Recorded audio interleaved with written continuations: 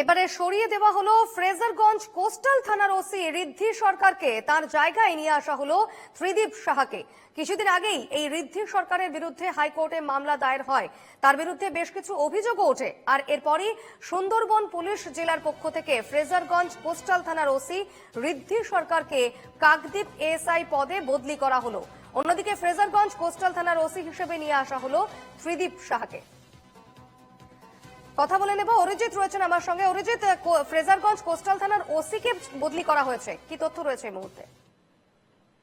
দেখো দীপর্ণা, তোমাকে জানিয়ে রাখবো, কিছুদিন আগেই কিন্তু এই ফ্রেজারগঞ্জ কোস্টাল থানার যিনি ওসি ছিলেন ঋদ্ধি সাহা, তার বিরুদ্ধে কিন্তু ঋদ্ধি সরকারের বিরুদ্ধে কিন্তু বেশ কিছু অভিযোগ ওঠে। মৌসুমীর একটি কটেজ নিয়েই কিন্তু সেই অভিযোগ ওঠে এবং সেখানটা কিন্তু হাইকোর্টে মামলা হয়।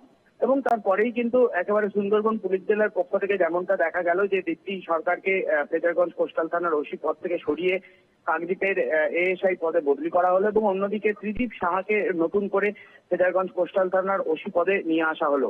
এবং এখনো পর্যন্ত এই যে অভিযোগ, ঋদ্ধি সরকারের বিরুদ্ধে একাধিক অভিযোগ ছিল, যেখানটা কিন্তু তিনি হুমকি দিয়ে টাকা চাওয়া থেকে শুরু করে ভয় দেখানো, মিথ্যে মামলা দেওয়া, এই ধরনের একাধিক অভিযোগ হয়েছিল এবং সেগুলো কিন্তু হাইকোর্টে মামলা ফাইল হয়েছিল এবং তারপরেই কিন্তু হাইকোর্ট রায়দান দিয়েছিল যে পুঙ্খানুপুঙ্খ তদন্ত করে রিপোর্ট জমা দিতে হবে। এবং তারপরেই দেখা গেল সুন্দরবন পুলিশ জেলার পক্ষ থেকে তৎপরতার সাথে ঋদ্ধি সরকারকে সরিয়ে দিয়ে সেই জায়গায় নিয়ে আসা হলো ত্রিদীপ সাহাকে।